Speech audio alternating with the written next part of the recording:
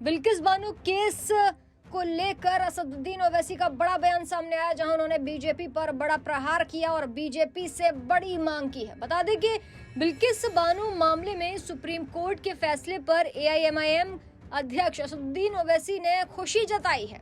कहा कि उम्मीद करता हूं कि आने वाले दिनों में कोई भी सरकार किसी बलात्कारी को ऐसे नहीं छोड़ेगी। और क्या कुछ बोले असदुद्दीन ओवैसी, आइए आपको सुनाते हैं उन्हीं की जुबानी। बीजेपी बिल्किस बानो के रेपिस्ट को छोड़कर बीजेपी आज रेपिस्ट के साथ खड़ी हुई है, चाहे वो सरकार में हो, सेंटर में हो या स्टेट में हो। उस वक्त जो बीजेपी नरेंद्र मोदी मुख्यमंत्री थे, उस जो माहौल था गुजरात में, बड़ा ही खराब माहौल था। बीजेपी ने ही इन रेपिस्ट को छुड़ाया जिन्होंने बिल्किस बानो से जुल्म किया। गुजरात में बीजेपी की सरकार रेपिस्ट की मदद करने का काम कर रही थी। उस वक्त की बीजेपी की सरकार, जब मुख्यमंत्री नरेंद्र मोदी थे, उन्होंने उन खातियों का साथ दिया था, उन रेपिस्ट का साथ दिया था।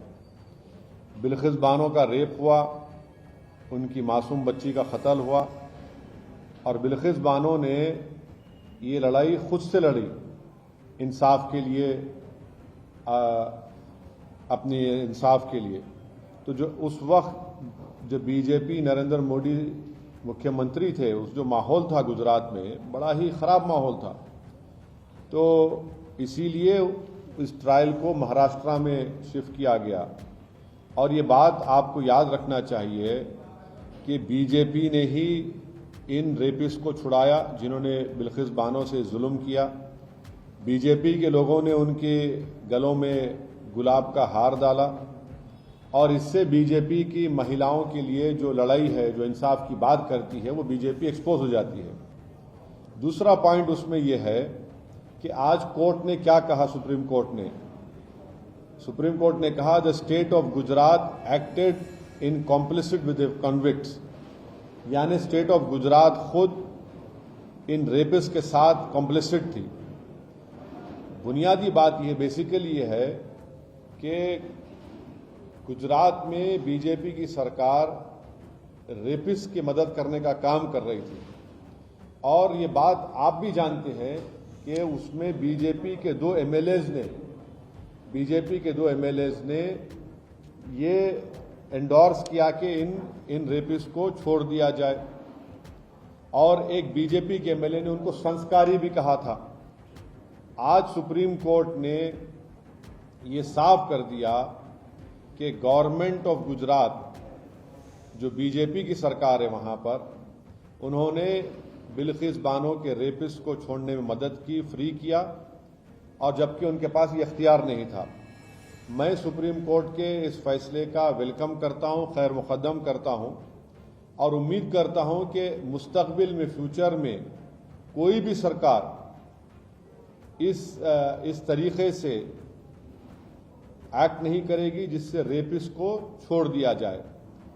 रेपिस्ट जो होते हैं महिलाओं के, उनको ये मालूम होना चाहिए कि उनके पास कोई इम्यूनिटी नहीं है।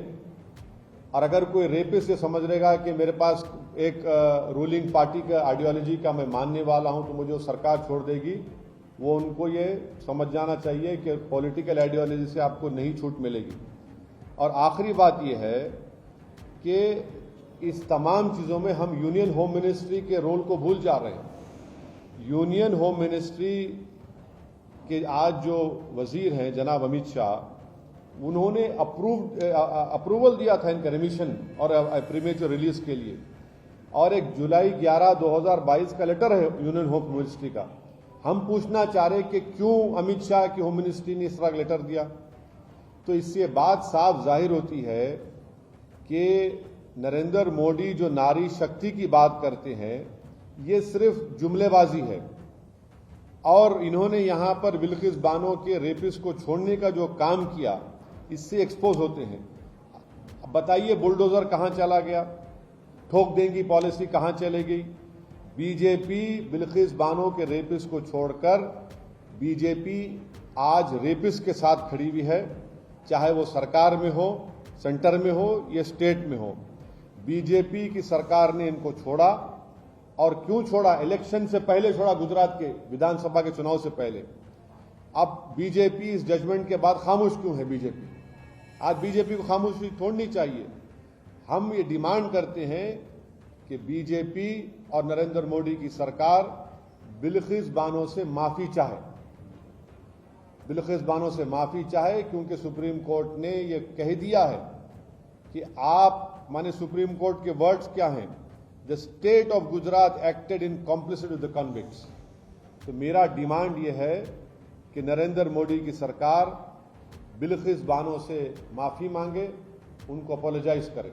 तो देखा आपने कि असदुद्दीन ओवैसी ने कहा कि केंद्र सरकार को बिल्किस बानो से माफी मांगनी चाहिए। बीजेपी ने दोषियों को छोड़ा था, बिल्किस बानो को इंसाफ मिलना चाहिए, कहा गया। देखने वाली बात ये होगी ये मामला आगे क्या मोड़ लेगा।